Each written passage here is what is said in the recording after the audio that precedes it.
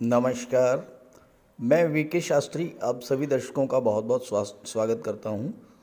फरवरी 2023 का माह समाप्ति की ओर है और मार्च 2023 का महीना आपके जीवन में नई खुशियां, नया सवेरा, कुछ नए और सुखद परिवर्तन लेकर आ रहा है। इस वीडियो के माध्यम से हम आपको बताएंगे कि मार्च 2023 में मीन राशि के जातकों की कुंडली में क्या क्या ग्रह स्थितियां बन रही हैं, किन किन ग्रहों द्वारा राशि परिवर्तन किया जा रहा है और उसका क्या प्रभाव पड़ने जा रहा है आपके जीवन पर। आपको धन प्राप्ति के और धन के संचय के क्या क्या अवसर मिलने जा रहे हैं मार्च में। परिवार, संतान, विवाह और भौतिक सुख सुविधाओं की दृष्टि से कैसा रहेगा आने वाला माह। यात्रा, देशाटन, देव दर्शन, धर्म, अध्यात्म की दृष्टि से मार्च 2023 कैसा रहेगा। आपका स्वास्थ्य कैसा रहेगा, भाग्य, कर्म, पुरुषार्थ का कितना साथ मिलेगा आपको। इन्हीं सब बातों का विश्लेषण करेंगे इस वीडियो में।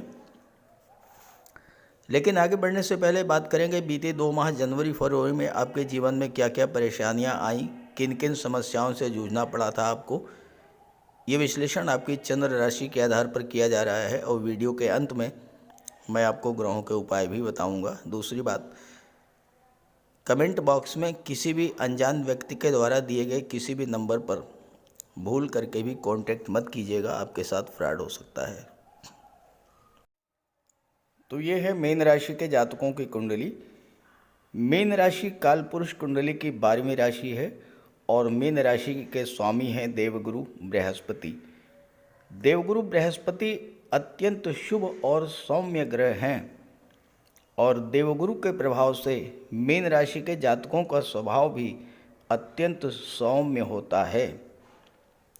मीन राशि जल तत्वीय राशि है और जल तत्वीय राशि होने के कारण मीन राशि के जातकों का व्यक्तित्व अत्यंत आकर्षक होता है।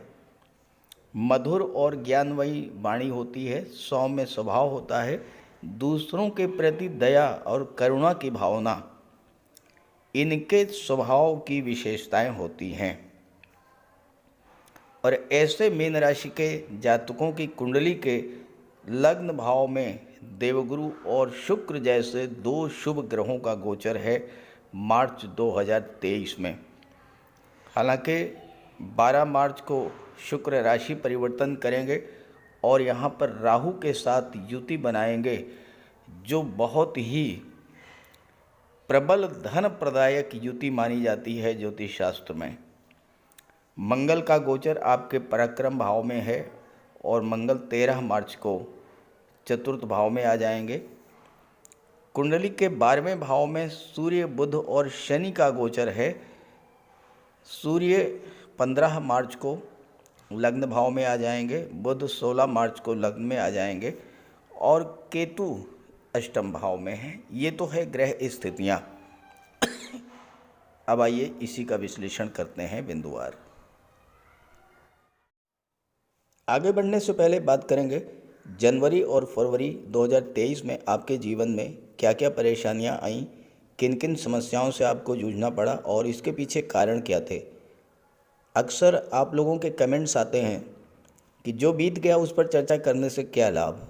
तो मैं आपको बता दूं कि मनुष्य जीवन में पिछले समय की परेशानियों से, पिछले समय की घटनाओं से सीख लेकर ही आगे बढ़ता है। बीते समय में जो हुआ उसी से सीख लेकर मनुष्य अपने में सुधार करता है। असफलता में ही सफलता का मंत्र छिपा होता है। क्यों असफल हुए, क्यों कष्ट मिले, अगर इन चीज़ों की एनालिसिस कर ली जाए तो आने वाले समय में उन कष्टों से, उन परेशानियों से बचा जा सकता है। दूसरी बात, ज़रूरी नहीं कि सबके साथ ऐसा ही घटित हुआ हो जो मैं बताने जा रहा हूँ, लेकिन जिनके भी जीवन में उन ग्रहों की महादशा या अंतर्दशा गतिमान होगी, जिनकी चर्चा आगे करने जा रहा हूँ, उनके साथ कुछ न कुछ अशुभ जरूर घटित हुआ होगा। और जिनके साथ भी ये सब कुछ घटित हुआ हो वो कमेंट करके ज़रूर बताएं ताकि बाकी लोगों को भी ग्रहों के प्रभाव को समझने में मदद मिले। देखिए, जनवरी और फरवरी में मंगल का गोचर वृषभ राशि में था कुंडली के पराक्रम भाव में।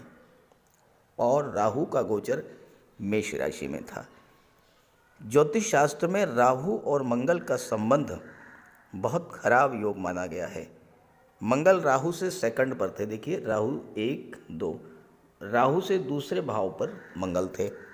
दूसरा भाव होता है आपके सस्टेनेंस का, आपके सपोर्ट का, आपके बल का। तो मंगल राहु से सेकंड हाउस पर थे, तो राहु को मंगल का बल तो मिल गया, लेकिन मंगल कमज़ोर हुए, पीड़ित हुए। मंगल जब कमज़ोर होते हैं, पीड़ित होते हैं, तो व्यक्ति को कमज़ोर बना देते हैं, कार्यों को बिगाड़ देते हैं। जब व्यक्ति अपने आप को कमज़ोर स्थिति में पाता है, उसे क्रोध बहुत आता है। क्रोध के कारण बिला वजह के विवाद होते हैं, शत्रुता बढ़ती है, कोर्ट कचहरी के मैटर बन जाते हैं। और हो सकता है ये सब आपके साथ हुआ हो, और हुआ हो तो ज़रूर कमेंट कीजिएगा। दूसरी बात, वृषभ राशि में गोचर करते हुए मंगल केतु से 8वें स्थान पर थे। केतु यहाँ पर अष्टम में है, और अष्टम का अष्टम तृतीय भाव, केतु से अष्टम पर थे मंगल। अष्टम भाव क्या होता है? दुखों का, पीड़ा का, कष्ट का, दुर्घटनाओं का। और केतु आकस्मिक घटनाओं के कारक होते हैं। केतु अलगाव और डिटैचमेंट के कारक होते हैं। तो मन में निराशा, डिप्रेशन की स्थिति बनी होगी। हो सकता है अचानक कोई घटना, दुर्घटना भी घटित हुई हो। मंगल जब पीड़ित होते हैं तो संतान के लिए भी कष्टकारी होते हैं। गर्भवती माताओं को विशेष कष्ट रहा होगा। पीड़ित मंगल के कारण हाई ब्लड प्रेशर, चोट चपेट, एक्सीडेंट, बार बार बुखार आना, और जन्म कुंडली में मंगल ज़्यादा पीड़ित हुए तो गुर्दे में पथरी की शिकायत भी हो सकती है। अशुभ मंगल के कारण धन के संचय में बाधा, प्रॉपर्टी विवाद, आत्मविश्वास में कमी, घबराहट, लगातार सिरदर्द, ये सब हुआ होगा। दूसरी जो घटना है वो शनिदेव के कारण घटित हुई। शनिदेव जीवन में कर्म के कारक हैं, और शनिदेव ने 17 जनवरी को राशि परिवर्तन किया और कुंभ राशि में आ गए, और राशि परिवर्तन के 13 दिन बाद ही अस्त हो गए। अब मीन राशि के जातकों पर शनि की 7.5 के प्रथम चरण की शुरुआत हुई थी, तो शनि का अस्त होना मीन राशि के जातकों के लिए तो सही रहा। शनिजन्य कष्टों से राहत मिली। लेकिन 13 फरवरी को यहाँ पर सूर्य आ गए, और सूर्य और शनि की युति बनी। सूर्य और शनि को ज्योतिष शास्त्र में नैसर्गिक शत्रु माना जाता है। सूर्य और शनि जब एक दूसरे के साथ युति बनाकर बैठे तो दोनों ही पीड़ित हुए। सूर्य ग्रहों के राजा हैं, जब राजा ही पीड़ित हो तो क्या हुआ होगा? सूर्य पिता के कारक है, पिता को कष्ट। सूर्य शासन प्रशासन, सरकारी नौकरी के कारक, वहाँ भी स्थितियाँ अनुकूल नहीं रही होंगी। वर्कलोड बढ़ा होगा, अधिकारियों सहयोगियों का साथ नहीं मिला होगा। प्रमोशन वेतन वृद्धि का मामला था, उसमें भी रुकावट आई होगी। आपका कोई काम सरकारी अधिकारियों कर्मचारियों से था, उसमें भी बाधा आई होगी। शिक्षा प्रतियोगिता के क्षेत्र में भी बाधाएं आई होंगी, और आप नेत्र कष्ट, हड्डियों के रोगों से, हार्ट प्रॉब्लम्स, पाचन तंत्र संबंधी रोग, आत्मविश्वास में कमी और माइग्रेन की समस्या से पीड़ित हुए होंगे। और चूंकि ये सूर्य शनि की युति 12वें भाव में बनी, और 12वां भाव अस्पताल का होता है, कोर्ट कचहरी का होता है, तो यहाँ पर जो है सूर्य शनि की युति बनने से 12वें भाव के अशुभ प्रभाव आप पर पड़े होंगे, और इसके वजह से आप पर कष्ट और परेशानियाँ आई होंगी। हालांकि 15/3 तक ये स्थिति रहेगी। 15/3 को सूर्य राशि परिवर्तन करके आपके लग्न में आ जाएंगे, और शनि फिलहाल तो अस्त चल रहे हैं। 6 मार्च को शनि उदित होंगे, लेकिन उसके बाद सूर्य राशि परिवर्तन कर लेंगे। तो मार्च में सूर्य और शनि की युति का जो नकारात्मक प्रभाव है वो आप पर नहीं पड़ेगा। अब आइए बात करते हैं मार्च 2023 के बारे में। मार्च के महीने में 12 मार्च तक आपकी कुंडली के लग्न भाव में शुक्र और गुरु की युति बनेगी। अब यहाँ पर देखिए, शुक्र अपनी उच्च की राशि में है तो मालव्य राजयोग बना रहे हैं, गुरु अपनी राशि में है हंस राजयोग बना रहे हैं, और ये राजयोग 15 फरवरी से 12 मार्च तक आपकी कुंडली में बन रहा है। शुक्र हैं धन, वैभव, लग्जरी और कंफर्ट के कारक। देवगुरु हैं धर्म और अध्यात्म के कारक। अब अगर जीवन में धन वैभव भी हो, सुख सुविधा के साधन भी हों, लेकिन मन से आप धार्मिक स्वभाव के हों, धर्म, अध्यात्म और ईश्वर में आपकी आस्था हो, तो जीवन में बहुत सारी चीज़ें तो स्वतः ईश्वर कृपा से ही प्राप्त हो जाती हैं। गुरु और शुक्र दोनों ही विवाह और संतान के कारक हैं। इस युति के बनने पर विवाह और संतान के योग भी बनेंगे। गुरु और शुक्र की युति आपको जीवन में संतुलन बनाकर चलना सिखाएगी। यहाँ पर शुक्र मालव्य राजयोग बना रहे हैं और शुक्र की दृष्टि सप्तम भाव पर पड़ेगी, गुरु की दृष्टि सप्तम भाव पर पड़ेगी। सप्तम भाव विवाह का होता है, तो यहाँ पर आपके विवाह के प्रबल योग बनेंगे। दूसरी बात, गुरु और शुक्र दोनों ही धन के कारक माने जाते हैं और सप्तम भाव जो होता है वो व्यापार का होता है। तो यहाँ पर आप व्यापार से प्रचुर मात्रा में धन अर्जित करेंगे। और शुक्र के मित्र शनि विदेश भाव में हैं तो विदेशी व्यापार के भी योग बनेंगे। विदेशी व्यापार अगर पहले से है आपका तो उसमें आपको बहुत बड़ा लाभ मिलेगा। दूसरी बात, शुक्र को फीमेल प्लेनेट माना जाता है और शुक्र की दृष्टि कुंडली के सप्तम भाव पर पड़ने से अगर आप महिलाओं के सहयोग से कोई व्यापार व्यवसाय करेंगे उसमें आपको विशेष सफलता मिलेगी, या महिलाओं से संबंधित वस्तुओं का व्यापार, जैसे फैशन डिज़ाइनिंग है, ड्रेस डिज़ाइनिंग है, कॉस्मेटिक्स है, परफ्यूम्स है, श्रृंगार प्रसाधन है, जेम्स ज्वेलरी है, इन सब चीज़ों का व्यापार व्यवसाय अगर आप करते हैं तो आपके लिए बहुत ही लाभप्रद होगा। हाँ, एक बात का ध्यान रखना है आपको कि शुक्र आपके लग्न भाव में बैठे हुए हैं, गुरु भी बैठे हुए हैं, तो गुरु का ज्ञान तो आपके पास होगा ही होगा। साथ ही साथ आप इस गोचर काल में महिलाओं का सम्मान करें और माता लक्ष्मी की लगातार उपासना करें तो आपको धन प्राप्ति का प्रबल योग बनेगा। और इसके बाद की जो स्थिति है वो तो अपार धन की ओर ले जाने वाली है 12 मार्च से, क्योंकि शुक्र राशि परिवर्तन करके धन भाव में आएंगे, राहु के साथ युति बनेगी। शुक्र और राहु की युति अपार धन देने वाली होती है। चलिए शुरुआत करते हैं। 12 मार्च से आपकी कुंडली के धन भाव में एक बहुत ही महत्वाकांक्षी, बहुत ही विस्फोटक युति बनने जा रही है और वो है शुक्र राहु की युति। शुक्र 12 मार्च को धन के भाव में आ जाएंगे और 6 अप्रैल तक धन के भाव में ही गोचर करेंगे। एक तरफ तो राहु है ब्रह्म, राहु है आपके मन का अनजाना भय, मन की चिंता और तनाव। वहीं दूसरी तरफ राहु हैं आपकी महत्वाकांक्षा, चीज़ों को प्राप्त करने की तीव्र इच्छा, क्योंकि राहु एक्सट्रीम को शो करते हैं।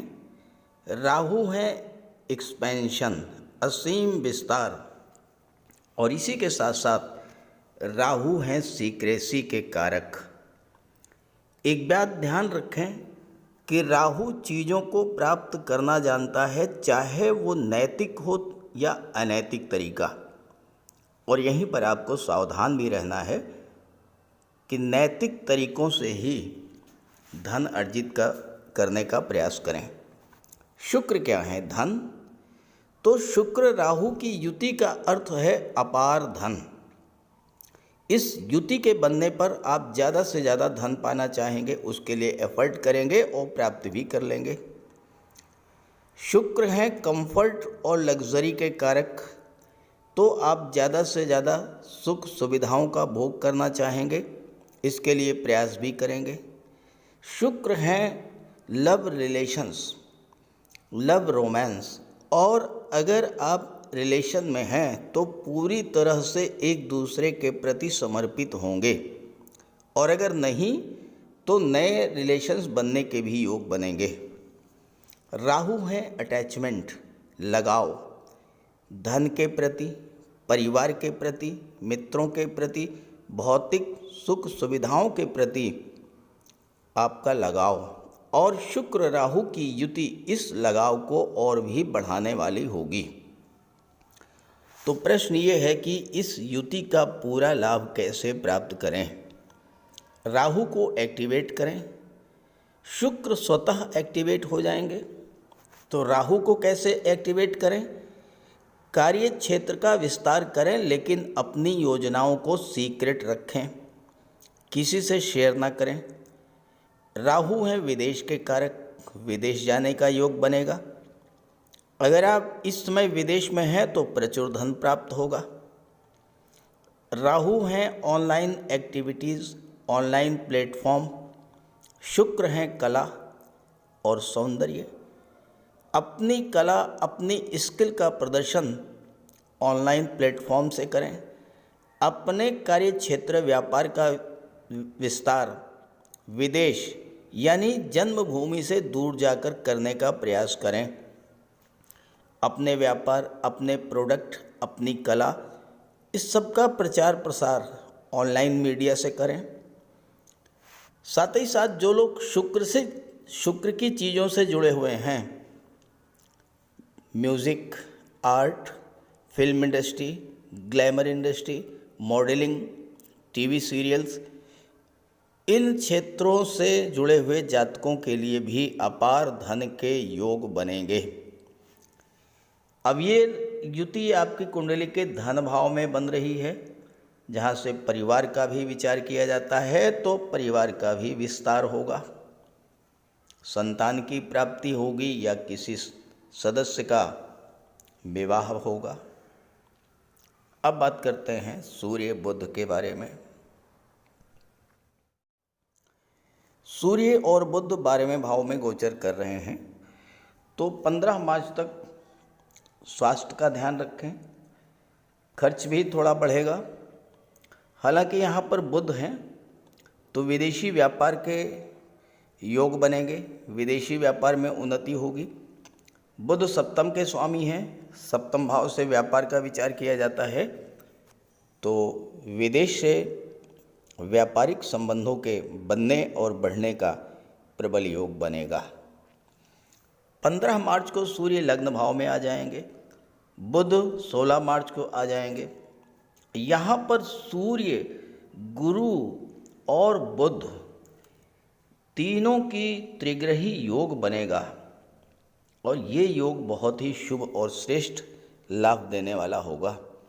सूर्य राजा हैं, गुरु महामंत्री, बुध युवराज, तीनों ही ग्रह जब आपके लग्न भाव में गोचर करेंगे तो बहुत ही सुखद परिवर्तन देखने को मिलेगा आपको अपने जीवन में। सूर्य आत्मा है, तेज हैं, प्रकाश हैं, और लग्न भाव है आपका व्यक्तित्व, आपका जीवन। सूर्य आपके जीवन को प्रकाशित करेंगे। सूर्य मान सम्मान, पद और प्रतिष्ठा के कारक हैं। आपके मान सम्मान में वृद्धि होगी। सूर्य शासन प्रशासन के कारक हैं।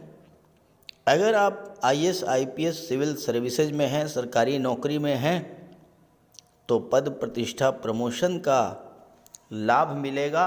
और अगर आप सरकारी नौकरी के लिए प्रयास कर रहे हैं तो वहाँ भी सफलता मिलेगी, क्योंकि सूर्य आपकी कुंडली में छठे भाव के स्वामी हैं। यहाँ 5 लिखा है, 5 का मतलब सिंह राशि, सिंह राशि के स्वामी सूर्य हैं। 5वां भाव कंपटीशंस का होता है, छठा भाव कंपटीशंस का होता है, छठा भाव नौकरी का होता है। सूर्य आपके लग्न में है, बुध आपके लग्न में है तो आपके लिए नौकरी का प्रबल योग बनेगा। सूर्य आपके साहस, ऊर्जा, नेतृत्व क्षमता के कारक होते हैं। कठिन से कठिन परिस्थिति में आप लोगों का नेतृत्व करेंगे। सूर्य राजा हैं, राजा स्वतंत्र होता है। आपको स्वतंत्र रूप से कार्य करना पसंद होगा। कार्य क्षेत्र में किसी का दबाव आप बर्दाश्त नहीं करेंगे और स्वभाव आपका थोड़ा जिद्दी जरूर होगा। अब यहाँ पर गुरु भी हैं, गुरु का मार्गदर्शन भी आपको मिलेगा। खास करके वो जातक जो कि काउंसलर हैं, लीगल एडवाइज़र हैं, वकालत के क्षेत्र में हैं, फाइनेंशियल एडवाइज़र हैं, धन संबंधी किसी भी कार्य से जुड़े हुए हैं, या धर्मगुरु पुरोहित हैं, धार्मिक कर्मकांड कराते हैं, तो ऐसे जातकों के लिए भी सूर्य और गुरु और बुध का लग्न भाव में गोचर करना जीवन में उन्नति और लाभ के नए नए अवसर लेकर आएगा। सूर्य आत्मा के कारक हैं, आपके आत्मबल और जीवनी शक्ति में वृद्धि करेंगे। कठिन से कठिन परिस्थिति हो, आप अपने आत्मबल और साहस के बल पर उससे आप बाहर निकल आएंगे। सूर्य पावर और अथॉरिटी के कारक हैं, तो सूर्य आपके अधिकार और प्रभुत्व में वृद्धि करेंगे, आपके स्वाभिमान में वृद्धि करेंगे। हालांकि ऐसे में आपके अंदर क्रोध, अहंकार और ईगो भी डेवलप होगा, इससे आपको बचना होगा। सूर्य में असीम ऊर्जा होती है, आप स्वयं भी ऊर्जावान रहेंगे और जो व्यक्ति आपके संपर्क में आएगा आप उसे भी ऊर्जावान बना देंगे। अपने इन्हीं गुणों के कारण शासन, प्रशासन, राजनीति, न्यायिक सेवा और विदेश सेवा के क्षेत्र में आपको विशेष सफलता मिलेगी। आपके भाई बहन मित्र भी भाग्यशाली होंगे, पद प्रतिष्ठा वाले होंगे और आपके बच्चे दूर देशों में उच्च शिक्षा ग्रहण करेंगे। सरकार और सत्ता में बैठे हुए व्यक्तियों से आपके रिश्ते मधुर होंगे।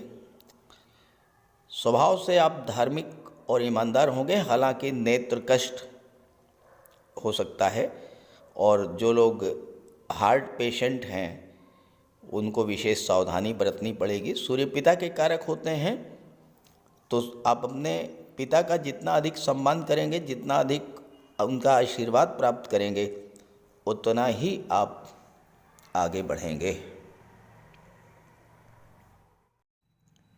जैसा मैंने शुरू में बताया आपको, 13 मार्च तक तो मंगल आपके लिए कष्टकारी होंगे, लेकिन जैसे ही 13 मार्च को मंगल राशि परिवर्तन करेंगे और चतुर्थ भाव में आएंगे, शनि के साथ मंगल का बहुत ही श्रेष्ठ योग बनेगा और वो है नवम पंचम का योग। शनि से आप काउंट कीजिए, 1 2 3 4 5।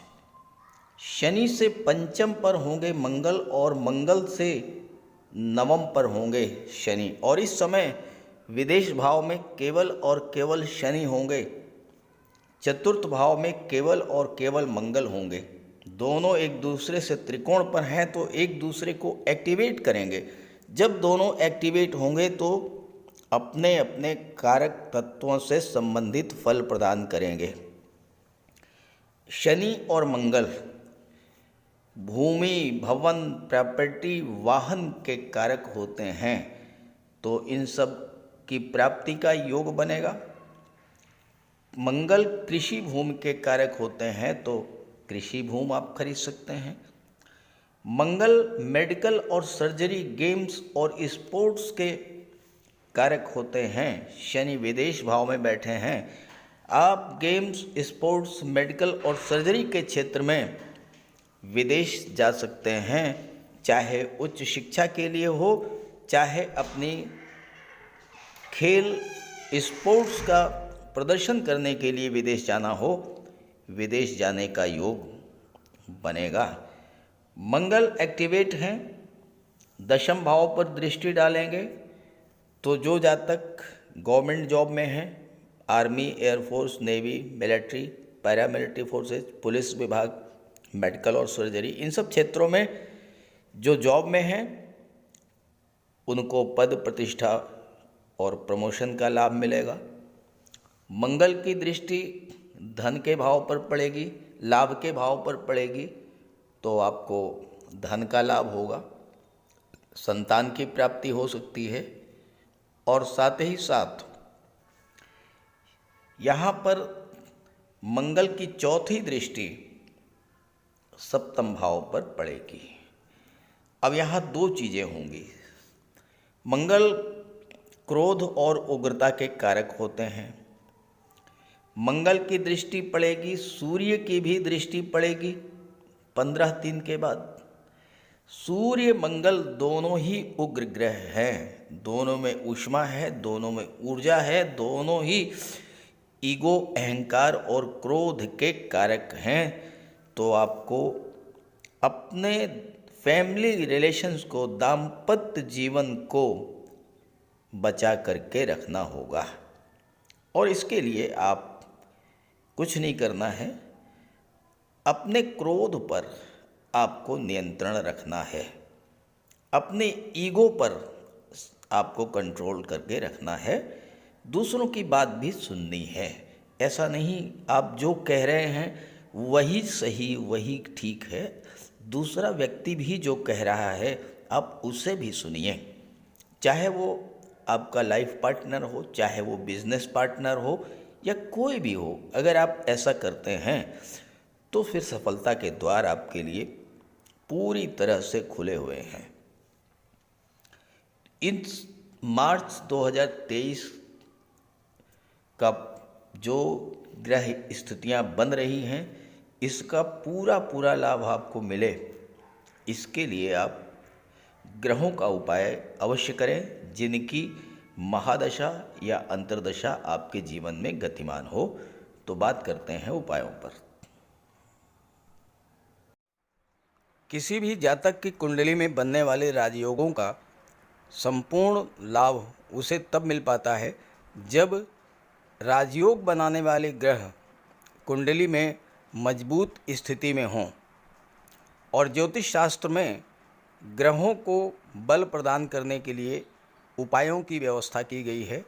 तो अगर आपकी जन्म कुंडली में राजयोग बनाने वाले ग्रह कमज़ोर स्थिति में हैं, अंश बल से कमज़ोर हैं, तो ग्रहों का उपाय ज़रूर कीजिए।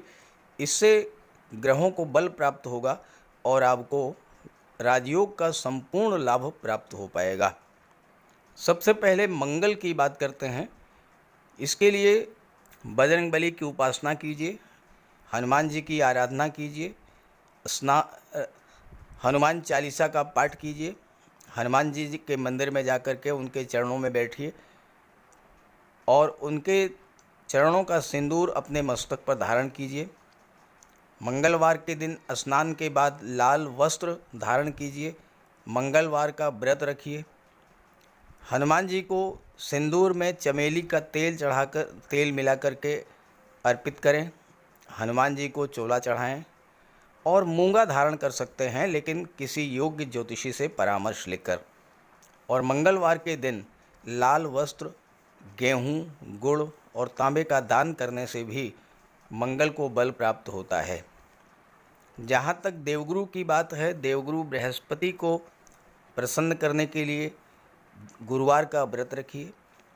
5 गुरुवार, 11 या 43 गुरुवार का व्रत रखें। घर में केले का एक वृक्ष लगा लें और उसकी सेवा करें। स्नान करते समय पानी में हल्दी या केसर मिलाकर स्नान करें और हल्दी या केसर का तिलक लगाएं। भूल करके भी गुरु, साधु, संतों का, माता पिता का अपमान ना करें। माता पिता, गुरु और वृद्धों का सम्मान करें, उनकी सेवा करें और उनका आशीर्वाद प्राप्त करें। तोते को चने की दाल खिलाएं, इससे बुध और गुरु दोनों प्रसन्न होते हैं। पुखराज भी धारण कर सकते हैं गुरुवार के दिन, लेकिन योग्य ज्योतिषी का परामर्श लेकर ही कोई रत्न धारण करें। ज़्यादा बेहतर ये है कि हल्दी की एक गांठ पीले वस्त्र में बांधकर अपने बाजू में बांध लीजिए और पीले रंग के वस्त्रों का ज़्यादा प्रयोग कीजिए। चादर, तकिए, गिलाफ ये सब पीले रंग के रखिए, पर्दे। शुक्र को बल प्राप्त हो इसके लिए माता लक्ष्मी की उपासना कीजिए और 21 या 31 शुक्रवार को व्रत रखें। शुक्रवार के दिन सफ़ेद रंग के वस्त्र, चीनी, चावल, दूध और दही, घी से बने पदार्थों का सेवन करें। और शुक्रवार के दिन सफ़ेद वस्त्र, चावल, चीनी, घी, श्रृंगार सामग्री, कपूर, मिश्री और दही, इन सब चीज़ों का यथाशक्ति दान करें। डायमंड धारण कर सकते हैं, लेकिन हीरा धारण करने से पहले योग्य ज्योतिषी का परामर्श ले लें। महिलाओं का सम्मान करें। शुक्रवार के दिन कन्याओं को खीर और मिष्ठान का भोजन कराएं। इत्र का प्रयोग करें। घर को साफ सुथरा रखें और भगवान शिव को श्वेत पुष्प अर्पित करें। जहाँ तक बुध की बात है तो बुधवार के दिन तुलसी का पौधा लगाकर उसकी सेवा करें। गाय की सेवा करें, गाय को हरा चारा खिलाएं। हरियाली बढ़ाने वाले पौधे लगाएं और दान करें पौधों का, क्योंकि बुध को हरा रंग अत्यंत प्रिय है। बुधवार को घर के मेन डोर पर पंच पल्लव का तोरण लगा दें और किन्नर को दान देकर उसका आशीर्वाद प्राप्त करें। देवी दुर्गा के मंदिर में हरे रंग की चूड़ियाँ दान करें। गणेश जी की उपासना करें और साबुत हरी मूंग हरे कपड़े में बांधकर अर्पित करें।